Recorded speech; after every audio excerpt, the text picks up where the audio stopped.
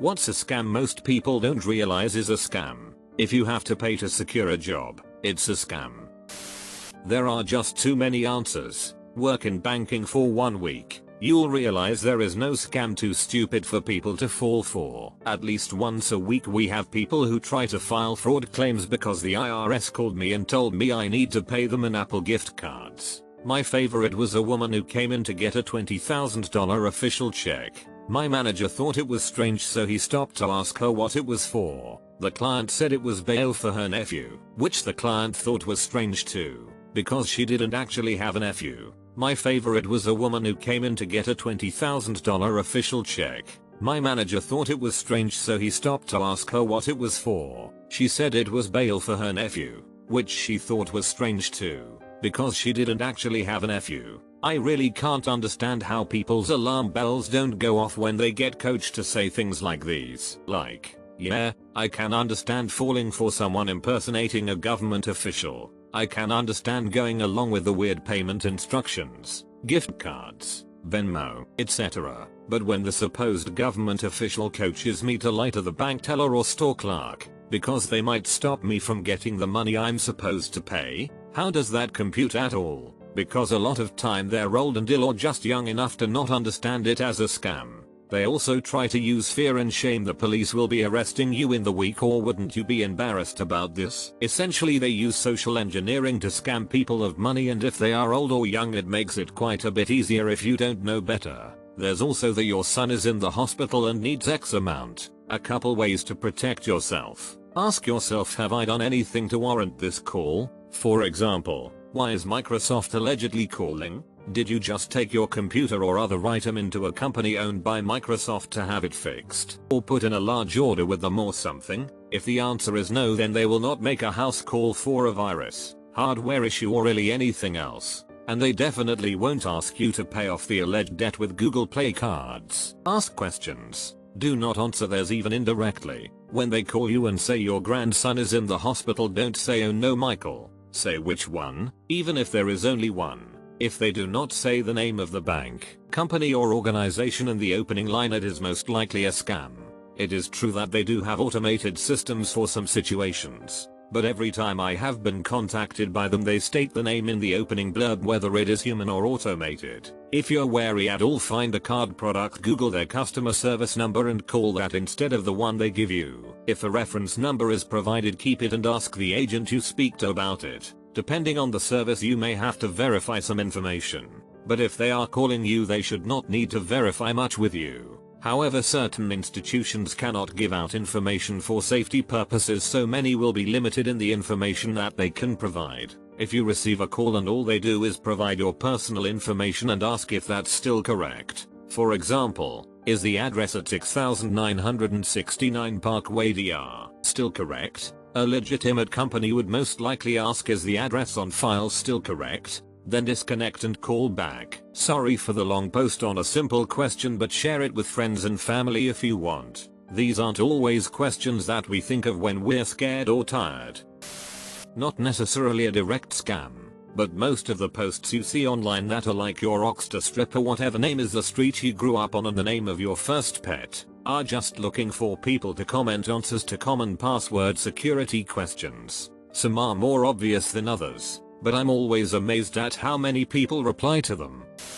Some colleges will offer a Fullride scholarship to any student who stays above a certain GPA, give these out to everyone who applies, and then institute a strict grading curve so that the required GPA is nearly impossible to achieve. The scholarship usually only lasts through freshman year as a result. It's usually shy for-profit colleges that do this, so the credits won't transfer. The student is now forced to either pay full price tuition for 3 years, or lose a year's worth of work.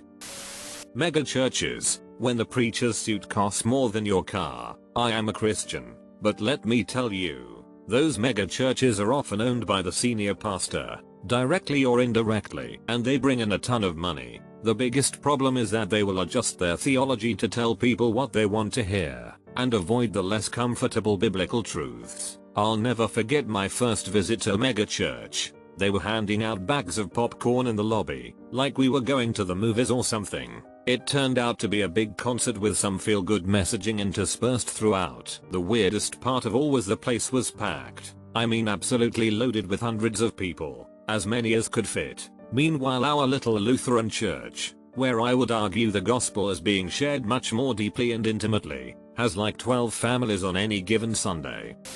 Small towns giving speeding tickets to people with out-of-town license plates. Almost everyone will pay instead of showing up to court, and it is the #1 source of revenue for many small towns in America. Stores that always have big sales are actually just charging you the accurate price of what the item is worth, but when it looks like you're getting it half off you're more likely to buy it. Back in 2012, JCPenney got themselves a new CEO who immediately began to implement fair and square everyday pricing. No sales, no .99s, but straight up honesty with the customer. You can walk in any day of the year and know you're getting the best price the store can give you. Amazing, right? Every shopper's wet dream? Yeah, no. The global sales after that was implemented absolutely tanked. CEO didn't last 6 months, and after they fired them, JCPenney went back to original practices, but they did it so fast that people were able to screenshot prices on one day and then on the next and catch a ton of instances where the item doubled in price and got a 50% sale tag slapped on, putting it right back down to the fair and square price. JCPenney has only recently recovered from the financial ruin brought about by trying to be honest and genuine with their customers.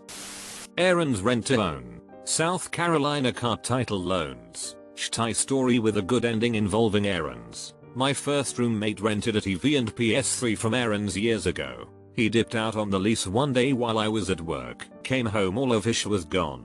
Repo men came a few days later demanding his TV and PS3. I told him he dipped out on the lease a few days prior and I had no idea where he was living. I let him in. My mistake, I know, I was young and stupid. To show the guy his empty room with the trash he left behind. Explained he left me with half a lease I couldn't afford and he was a real scumbag for doing that. But I had no idea where he was. But he wasn't convinced, so his partner comes in and cornered me and they took my TV and PS2 Slim instead. Told me I shouldn't hide my friend from them next time. I called Aaron's and demanded a manager and told them they could either hand deliver my sh back to me that day or I'd be going to the cops. Explained sorry, my ex-roommate was a bag of sh but I had no contract with Aaron's and they had no right to take my stuff. Guy was super apologetic and said they would have my things back by EOB. I described what was taken and that was that. A different guy showed up with my PS2 and a flat screen.